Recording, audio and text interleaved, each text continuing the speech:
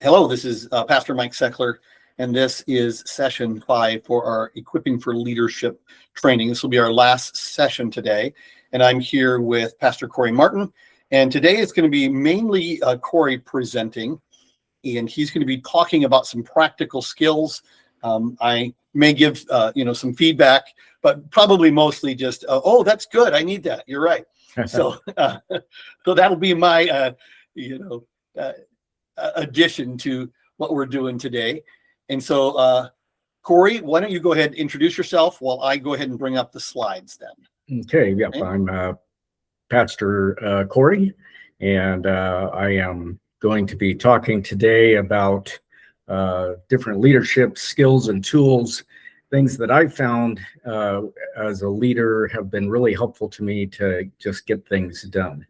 So I'm a little bit of a productivity junkie. I just love kind of learning all kinds of little tips and tricks for making sure that you reach goals, you set reasonable goals, and you make them, and also just a lot of real practical stuff for not only for leading teams, but I think you'll find some of the things in here are just practical for all kinds of things in our lives as well. All right. So, if you're ready, I'll go ahead and start. I am ready to go. Can you go ahead and bring up the slides? All right. There we go. So today we're going to just, first of all, just talk about some skills and tools. We're going to talk about calendaring. We're going to talk about to-do lists, running meetings, and then a few other leadership tools. And then we'll end with a little bit of conversation about communication and how we handle that in an appropriate way. So I'd like to start with just a couple of verses from the scripture to kind of help get us oriented, that the tools and the things that we're talking about here have some basis in scripture. One is 1 Corinthians 14:40 that says all things should be done decently and in order. And that includes how we run meetings and when we get together as the body of Christ, or when we get together as a leadership, as a team with a common ministry. We want to make sure that we're doing things in a way that honors all the team members in a team and also honors the Lord. And the other thing that I think is important as we're kind of thinking about this is from Matthew 5:37, where Jesus says, "Let what you say be simply yes or no." And I think a lot of the skills that we'll be talking about today have to do with just following through with commitments that, you say you're going to do something, or you say you're going to meet at a certain time, you need to be ready to follow through on that. So let's look at calendaring. That's our first topic. And just to start with, every leader needs to keep a calendar. No one can hold all that stuff in their head. And any appointment or scheduled commitment that applies to you has to be on your calendar. And it's also likely that you also need to have some kind of a family calendar that's displayed at your home so that you're not scheduling conflicts with important family events like birthdays or anniversaries or track meets or things like that. We need to make sure that we're thinking about, where are my commitments on the calendar? Before saying yes to any new appointment, you have to check your calendar. You got to see that you don't have a conflict with a previous appointment on your calendar. And, and here's where the Matthew passage comes into play. This reflects on your integrity. Are you a person who keeps your word and you follow through on your commitments? People who are constantly missing things, constantly having to reschedule things, you start to not really trust them that they're going to follow through on their commitments. And I think as leaders, we have to set a different standard for people. We need to say, I put that on my calendar, that was an important thing, and I'm going to follow through with it. Even minor commitments, we need to honor. In fact, sometimes the way that we honor small commitments on our calendar will help people to trust us for some of the larger commitments. Now, I understand, and we all live in the reality of the world, that every time, once in a while, conflicting priorities will come up. and we'll actually have two things that we got to do at the same time, and we have to decide which one of these two is more important, and we have to navigate that. And I suggest that you navigate that really carefully with prayer and the Holy Spirit. And also, when you find a conflict, you want to make sure you're considering everyone that would be impacted by a change to your calendar. So that is the area that I think is important, is that we want to make sure that we're kind of thinking about how are we going to handle conflicts on our calendar. And if I have to change something, how many people are going to be affected by my change? Sometimes it'll only be one or two people, and they'll say, yeah, let's just do it the following week. That's fine. But other times there's a ripple effect that goes down and affects all kinds of people and things that we weren't even aware of. So I want to make sure that you're thinking about that. Generally speaking, you want to reschedule the thing that has a lower priority or the thing that involves the smallest number of people.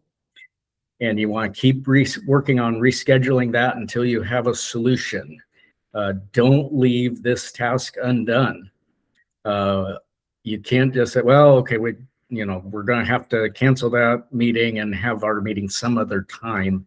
A lot of times that means it's never actually gets rescheduled.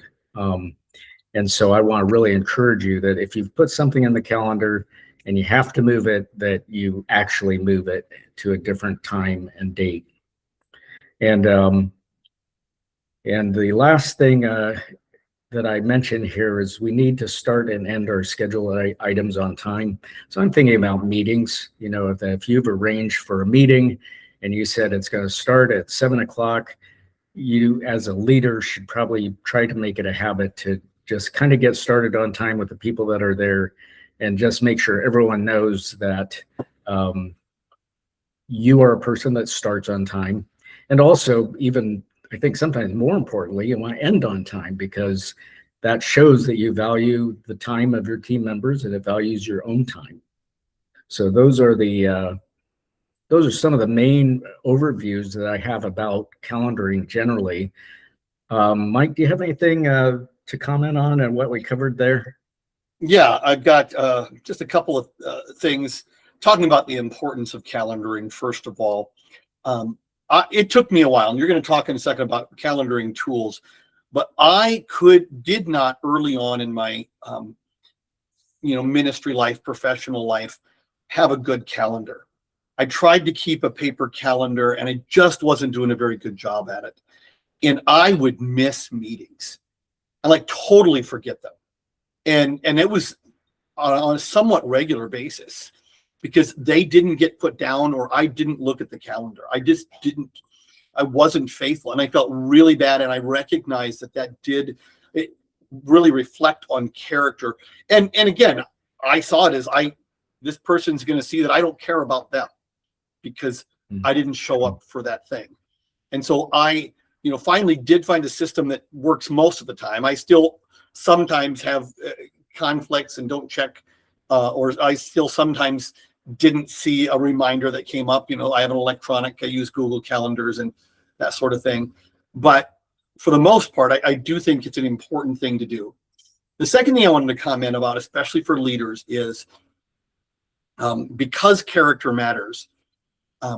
If you can't make appointments, you're regularly setting them and then canceling them last minute or missing an appointment, a lot of times people will give you grace. One of my goals is to give people grace, to not make it, where I'm getting upset, really upset at somebody. Yeah. So typically, though, what happens is you miss it, once, whatever, I do that. I totally understand. You miss 2 or 3 times and people stop trusting you, and you won't be invited to do things. And that's the way it'll kind of be a subtle way. You'll just not be part of something. And so sometimes you might wonder, well, why aren't they inviting me? Well, maybe it's because you have a kind of a track record of not, living up to these kinds of commitments. And once people see that, then you go, well, I've spent some emotional and relational capital trying to include you in something, and you're never coming. And so that's why it does affect, when we talk about relationship. This is about relationship, Yes. and it is about loving well. Which leads me, well, and I want to say resolve conflicts quickly, then apologize, and try to figure a system that works. If you don't have one that works, then try something else. But it does lead me to my last thing about what do you do, Cory? Because I know you support some people in kind of a third world culture with Compassion International and missions work, and there is a different sense of time and calendaring in some cultures.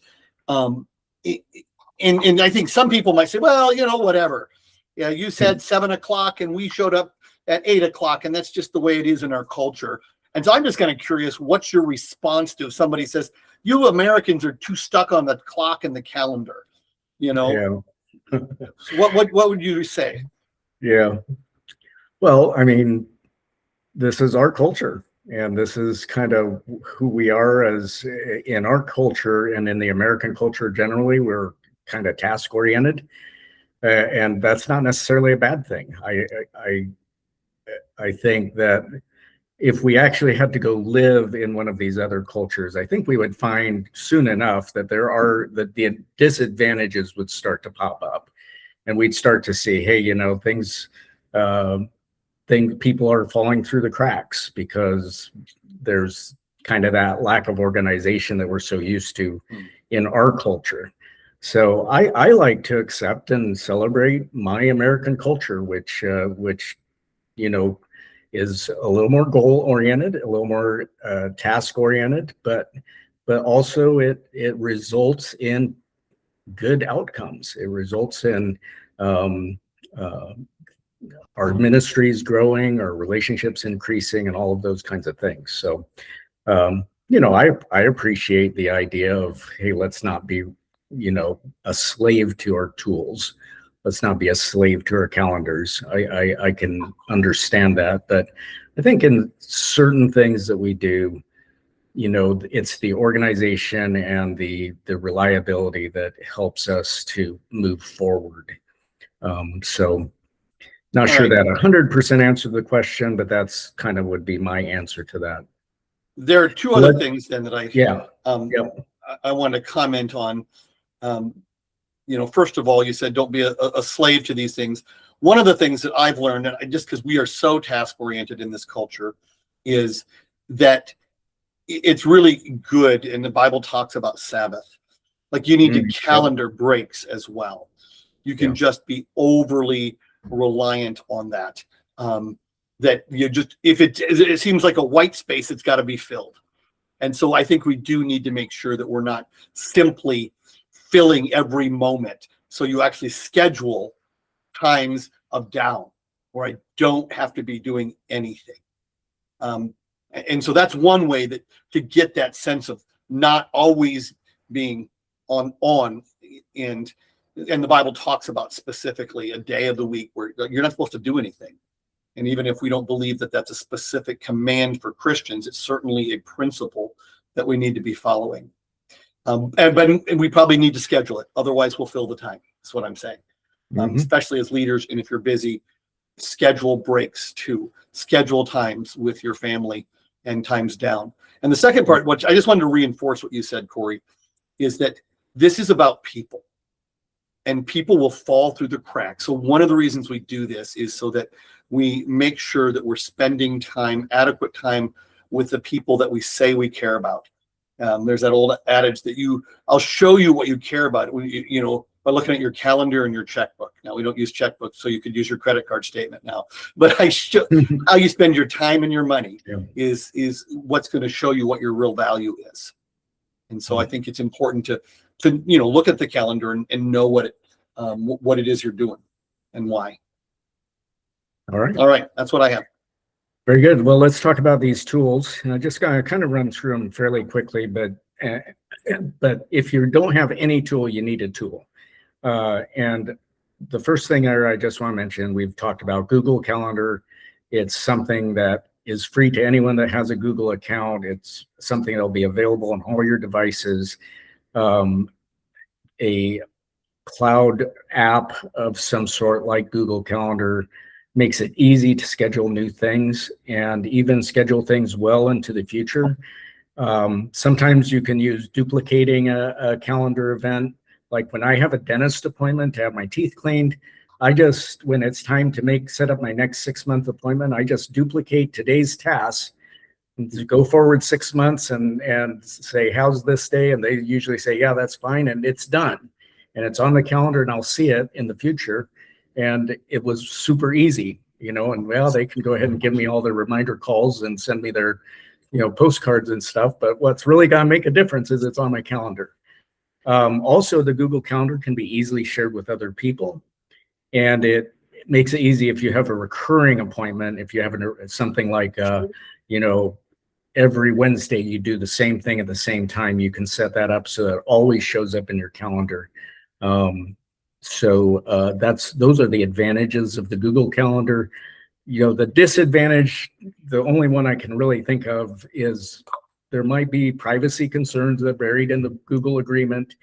And we're all concerned about having all our information out there to be vacuumed up by the big AI wizards out there. But then on the other hand, it's just little old me. I don't know what they're going to do with that. Rather uninteresting information, but we do, that is always going to be a concern whenever you're using cloud information and cloud apps, especially with Google. We have to kind of weigh the advantages of the convenience with the disadvantages. Another thing about this is you can have several calendars set up, like even with your own family. And I know I don't do this, but I know some people that, they have their calendar and their wife's calendar and their kids' calendar, and everyone can see each other's appointments, so they're not stepping on each other. And so you can even use this as kind of a family calendar system. And so that's the Google Calendar. And it is what my family uses. Yeah. So Tracy puts stuff down and I have my calendar, and so I can look at, multiple things, and that does help me because again, I need something to look at. Yeah. Now some folks are still pretty old fashioned and they just like the paper calendar. And the advantage is I get about 20 of these in the mail every November for the following year. And I can have them there so I can fill them out. It's easy to see what's happening at a glance. You can kind of look at it and you kind of page through it. It's kind of like the difference between an electronic book and a paper book, that there's some advantages to that paper calendar, but the disadvantages, it's hard to carry it around with you all the time. It's hard to make changes. It's hard to write in recurring appointments.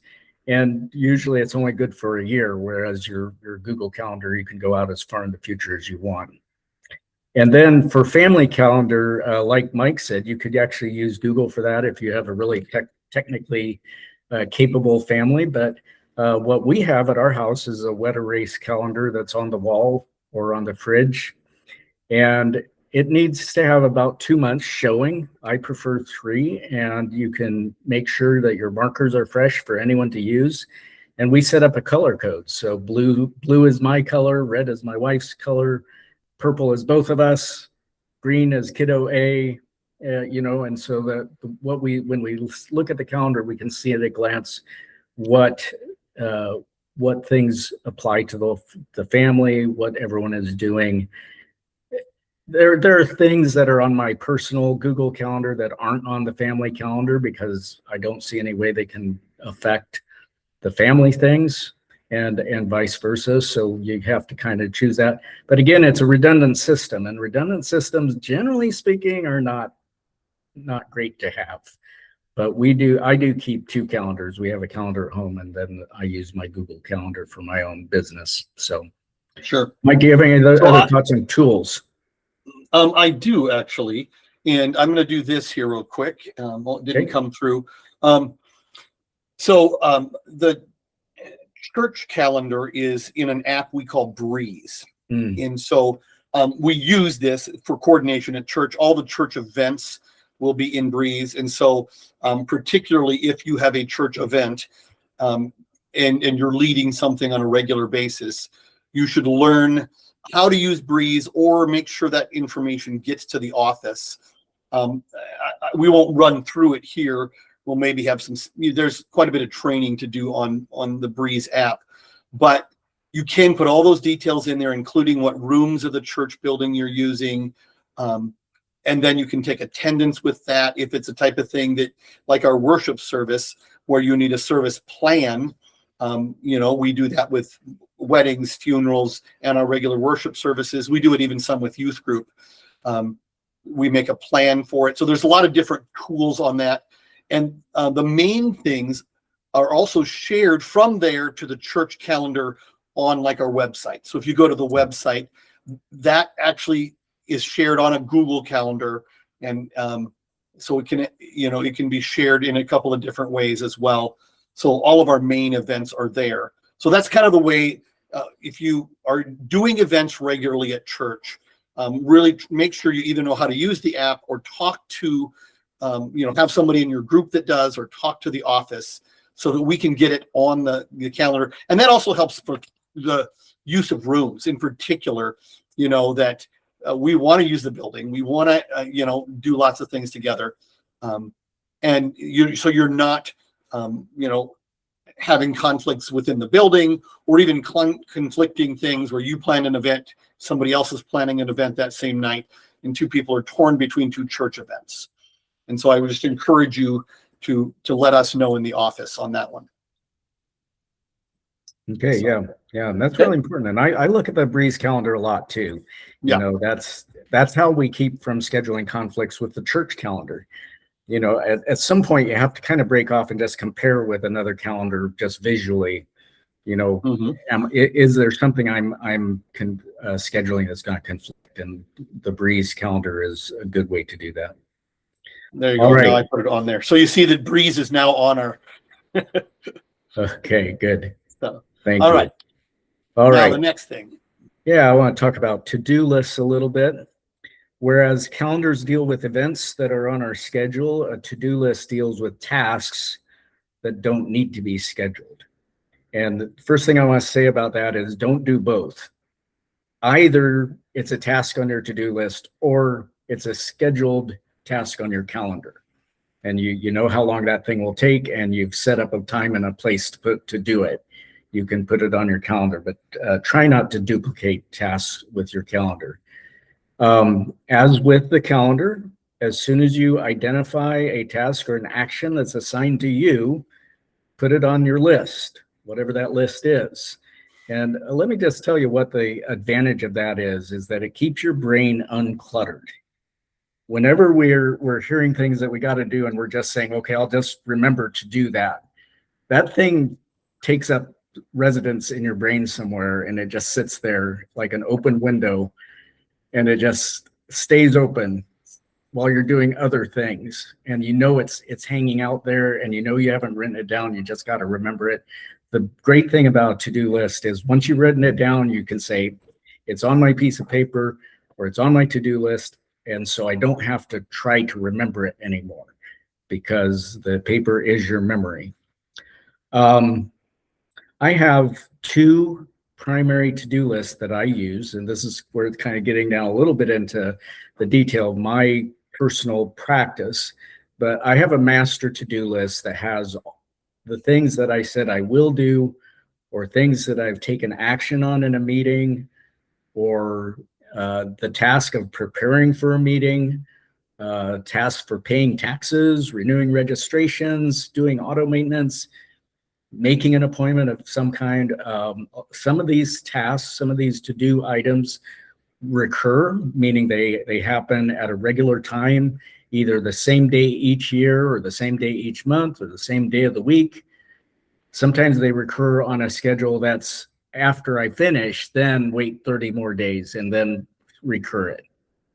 So things that are supposed to be done every 30 days, and let's say I got 10 days late, well, I don't need the next one to take 40 days. It's still 30 days before the next time I need to do that recurring task. So so I put all of these things on my master task list, and the ones that are due today will rise to the top, and I'll remember them. And also real important things I'll remember to do because they'll come up on my task list, which will come up when I look at it. Now, I do want to mention something about the task list and the calendar is a habit that I have is every day in the morning, usually, I look at today's calendar for the whole day, and I see what's coming up today. And so that I'm thinking right first thing in the morning about what things are scheduled. And then I look at my to-do list and I say, what are the things that I need to do today? And then I also look at tomorrow. I kind of do a little preview for tomorrow. What's on the calendar for tomorrow? What's on my to-do list for tomorrow? That way, nothing sneaks up on me. I also have a different to-do list, which is kind of my daily habits to-do list. These are tasks I try to do every day, and I recur them on a when complete every day. Okay. And a lot of times I won't get through the whole thing, but it gives me a little checklist. Yeah, okay, today I've had this particular kind of prayer tool that I used, or this particular Bible study that I'm doing, or I've done my exercise. Okay, I can check that off. It gives me something I can go through and I can check off on things that I want to make habitual in my life. And so that helps me to get through my day. Even doing that preview that I just mentioned is kind of on my daily habit list. That's just a use of the electronic to-do list that I use that really helps. So I have both kind of a master to-do list and a habit to-do list. And I think I'm going to mention, I think I had this mentioning this farther down, but one thing I want to make sure I emphasize is when you're thinking about what do you need to do today, don't give yourself, 20 things to do. Okay. It's best to get it down to like, I want 4 things that if I get these 4 things done or these 3 things done, at the end of the day, I can say I did good. If you give yourself 20 things to do, you're never going to get to the end of it. So you want to be kind of careful how you're scheduling your tasks so that you identify your most important things, your most important, sometimes your most urgent things. And I'm not going to get into urgent versus important, but we know that comes up in this conversation. But you want to give yourself a manageable list for today. And then I schedule things off into the future on a practical level. It's like, well, I know I won't get to this even this week, so I'm going to put it off to next week, for example. So that comes to the tools. I was using an online tool called ClickUp for a long time, and then that got too complicated. And I found Todoist. And the free version is probably accurate or adequate for most people's things. There's a subscription that you can pay for that gives you some additional features, but it's a good to-do app that allows you to recur as we have many tasks that need to be done every week or 1 week from completion or every year on April 15th or whatever. If you've got a to-do app, it can really help you to schedule those kinds of things, those kinds of to-dos. An app should allow you to easily reassign tasks to a future date. So when I'm kind of going through, hey, all this stuff came up for today, and I know I'm not going to get to all these things, I can just say, well, this one I'm going to put off until after I get back from vacation, and this one I'm going to put off till Saturday, and this one I'll put off till tomorrow. But it helps me to kind of keep in mind what have I committed to do. And then it also helps me think about how important is it that I do this today, or is this something I can do in the future? Paper to-do lists are okay, but it's better than nothing. So if you don't have anything that you keep your tasks on, you need to at least have a paper list, but it won't be as comprehensive and it won't be quite as helpful for important things that come up every once in a while. And then here's where I mentioned, be realistic about what you can do in one day. Mike, do you have a tool? I don't know whether I've ever asked you if you have a task tool. I do. I use Evernote, which is a kind of a more comprehensive notes program that has tasks within it. I will say that I am not as faithful as you. I do, like during the middle of meetings, what I like about it is I'm taking notes in it, and there's a task I can make that thing a task. So as I'm taking notes, I can immediately go up, put it as a task, put a due date on it. And so that is the reminder for me, because it'll come up in the tasks for me to do. And I was just looking at it a second ago as well. I'm not as faithful at getting them done, but they do remind me to go back. Oh yeah, I got to go back and do that thing. Right. This is an area that, and as having done some coaching with me, but this is one of those areas where I think that there are some people that are probably more built this way, or have developed these habits over a longer period of times. But I do believe it's even how your mind works. And so, for me, that, I like checking stuff off, but I'm not as faithful at kind of looking at them as I should. And frankly, I do double. I sometimes, put something onto the Google Calendar, and I probably just need to move it over here instead. And one of the things I have noticed, I will say about some of the organizational tools in general, it's why you might need to look around for things that work for you. Go simple if you need really simple. Don't complicate your task list or your calendar, how you do it. Because for those of us who maybe aren't good at the repetitive stuff, finding something simple is actually really the best thing. But simple that you'll actually use. So those are the two things. Make it something that you'll actually use, because I will spend so much time organizing my life. And it's a little bit like moving piles around. You can, I have it fuzzed out in the background, but if I try to organize something in my office here, sometimes I move a bunch of piles around, and I organize, and I have now different piles. And I spent a lot of time and didn't feel like I accomplished anything. So I think it's important to find a tool and a way of doing something that you actually are accomplishing a few things, and you're getting the important things done, rather than, boy, I gotta get everything perfectly organized and my whole life organized. Well, frankly, if you're not doing that regularly already, you're probably going to have trouble starting and then doing everything. But some of us feel like we have to have our whole life. When I start to clean something, I have one thing to clean, and 2 hours later, everything is out of every nook and cranny. And so that's kind of how sometimes you get a little overwhelmed by the task of organization. And so I would say limit yourself to what's realistic, and use tools that actually help you get stuff done. If you're finding it doesn't help you get stuff done, then don't do that anymore. You may be spending more time organizing than, so try to find a different kind of tool. Right. Yeah. And that's going to be true on all the tools, is that you really need, sometimes you have to work around until you find what works best for you, but something is better than nothing. Kind of like what I said, if all you need is a piece of paper where you've just sat down, thought through, okay, here's what I need to finish, then do that. And then you mentioned something that kind of clicked in my mind, is just the just start principle. Sometimes if you've got there on your task list staring at you, you got, write those meeting minutes.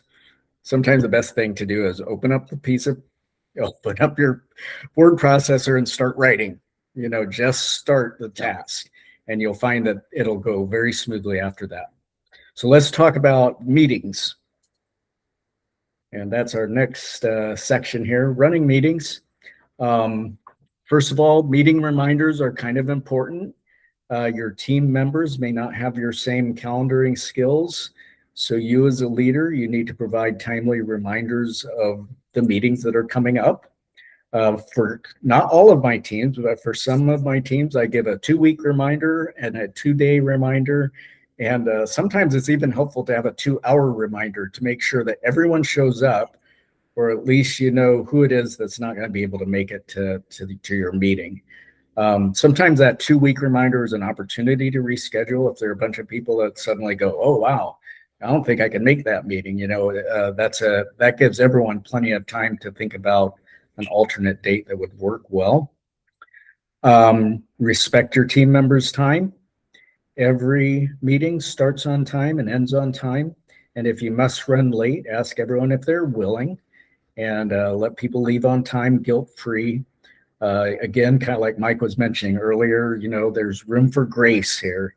both on starting late or ending late, but we want to try to be as close to being on time as possible. Every meeting has an agenda, and you should probably make sure you're agreeing on the agenda at the beginning of the meeting. Sometimes that's a more formal process. Other times that's just people they can see what the agenda is, and yeah, those are good things for us to do at this meeting. Some things will come up during a meeting that you should probably discuss at a future meeting. So be careful not to let people wander too far from the agenda. Sometimes there will be things that'll suddenly pop up in a meeting that'll just completely hijack everything that you planned to cover in the meeting. And that's not a good habit to get into. So be sure that you try to keep things on the agenda. And if someone brings up an important thing, you can say, that's important, but we don't have time to talk about it at this meeting. The person who's keeping minutes should have a rough version of the minutes ready so they can start kind of writing up their minutes based on that agenda. I usually just kind of make a copy of the agenda and I just start filling in what we talked about under each heading in order to have good minutes for the meeting. Follow Robert's Rules of Order or have some agreement on how the team will make decisions. This depends a lot on what kind of a team you are and what exactly you're needing to do. Some things are a little more official. You need to make sure you're doing everything properly and that everyone has a chance to speak. That's where Robert's rules are really helpful so that everyone feels heard and everyone feels like it's being done fairly. Other teams are a little less formal, like my missions team, we don't follow Robert's rules. We just talk about our missionaries and what their needs are. And, hey, here's an application we need to think about. We don't use Robert's rules for that meeting because it's just too much. But other teams, it's important for us to use something that will help us make decisions. Whenever an action is identified in a meeting, be sure to assign it to someone specifically. Okay, so if the minutes say we agreed that someone should purchase a table, that will ensure that no one does it. But if Cory took action to purchase a table, followed by me adding it to my task list, then that will get that action done. It'll happen. So make sure your actions are specifically stated and assigned to a person in the meeting. Also, one thing that I find real helpful for my teams, my church teams, is schedule the next meeting before the end of the current meeting, even if there's a likelihood that you might need to reschedule it in the future. Make sure everyone has looked at their calendars and said, yeah, that would be probably a good meeting date for our next meeting. Otherwise, it's really easy for a team just to go dormant. And it's like 3 or 4 months will go by and it's like, oh, my team hasn't met for a long time. I wonder why. Well, it's because you never scheduled another meeting. So you need to be kind of looking ahead and making sure that you've got a plan for the next meeting. Publish the minutes soon after the meeting while the meeting is still fresh in people's memories so they can look it over and say, yeah, that's what happened in the meeting. There's my actions. I need to make sure I get those on my to-do list. That way, minutes are kind of important to take so there's some kind of documentation of what you talked about. And then there are all kinds of people issues that are involved in leading a group of any kind. And Paul Burr, who's with the EFC, he has a small group leadership training that kind of helps with some of those practical matters of, what do you do to encourage people that don't talk very much to talk? And what do you do about people who talk too much to talk less? Things like real practical things like that. There are lots of skills involved in whenever you're meeting with a group and you've got people of different personalities together that I think this leadership training is real helpful for. So that's what I have to say about running a meeting. Mike, what would you add to that? So one of the things that more just reaffirming some of your points here. One of the things I've learned recently is knowing what your meeting is about is really important. That's why an agenda helps, and following an agenda. Matter of fact, I was just meeting with somebody last night, a leadership team at another church, and I realized as I got there, we never set an agenda. And so I had to, at the very beginning of the meeting, kind of help set the parameters. I started doing something and then I stopped and I said, okay, what are your expectations for this meeting? Yeah. What is it that you want to have happen here? Because I didn't know. And so I can talk. I'm one of those guys you have to shut up. And so I just had to, like, I want to make sure that I'm accomplishing what I need to accomplish. I was just trying to help out and present some stuff to them, but I didn't really know exactly what their expectations were. And they maybe didn't either. So I had to kind of help, figure that out with them. But if you don't know, it's really good to think about that before you hold a team meeting, and say, what's the point? And even, for instance, our elder meeting, we have to know sometimes we ought to do this, and sometimes we ought to do the other things. Sometimes you're in a brainstorming session, and sometimes you're in a completing a project session. Those are different types of meetings and different tasks within a group of people. And if some person thinks they're in a brainstorming session, and another person thinks that we're trying to accomplish this task that's due tomorrow, that can cause conflict in and of itself. And so it's important, I think, and as a leader, to help define that beforehand, and maybe even at the beginning of the meeting, reaffirm, this is the point. Here's why we're meeting today, or this is the things we're trying to get done today, which also helps you say no when those other things come up. Like, oh, that's something we do need to discuss. You're right. But let's go ahead and table that for now, and we'll deal with that at the next meeting. Right. And so that, I think, and then I think you have some stuff on the next slide that I'll maybe just comment on there. Okay, so, yeah. I got a couple more things. I want to talk about some other tools that help you as a leader.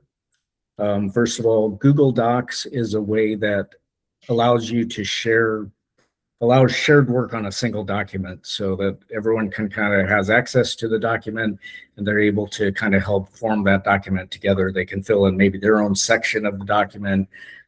Has all kinds of applications, but the main thing that's good about Google Docs is it's in the cloud, and so you can access it from a phone, you can access it from your computer, and everyone's kind of looking together at the same document.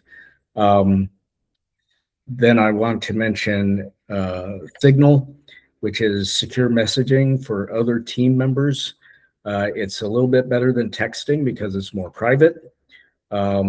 And it also has other features that make it a little easier to add people to your group or take people off your group and things like that. And so it's kind of a preferred messaging app in our church. Mike already mentioned the Breeze church management system. That gives you access to the church calendar and the church directory. Lots of features in there that different leaders will have for different uses.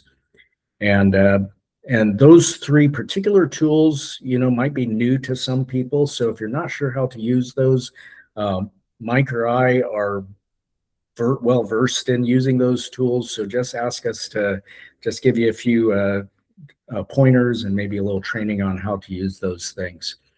And then I want to mention privacy, especially when you have a shareable document. You want to consider privacy. Some things can be public. Like you're working on like a policy statement for the church that you want anyone to be able to look at and think about. Maybe that doesn't need to be guarded as closely as maybe a prayer document that might have personal stuff in it. So make sure that you know how to restrict access on a document. There are like two main categories. One is this can only be viewed by people that you've approved to view it. And then another one is this can only be viewed by people who have the link.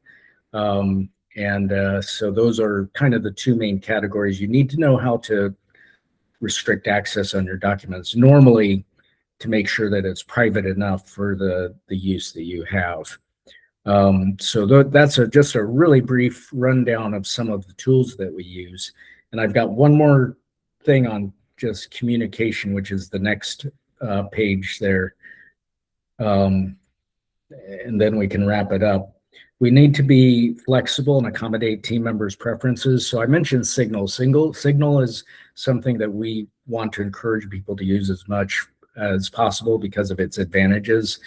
But we know that there are some people that they just, you know that they only text, or you know that they only use Facebook Messenger, or you know that they only respond to email. Or some people, you got to pick up the phone. You have to actually use your phone as a phone and talk to them in person in order to help them know that something is going to happen, or that there's a meeting coming up or something like that.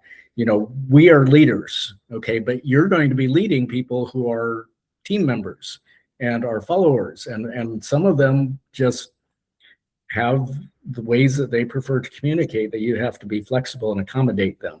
So get to know who's on your team. If you want to try to persuade them to sign up for Signal or some other form, that's good. But sometimes we need to accommodate folks and understand them. And then the last thing I want to mention is don't discuss serious issues by text.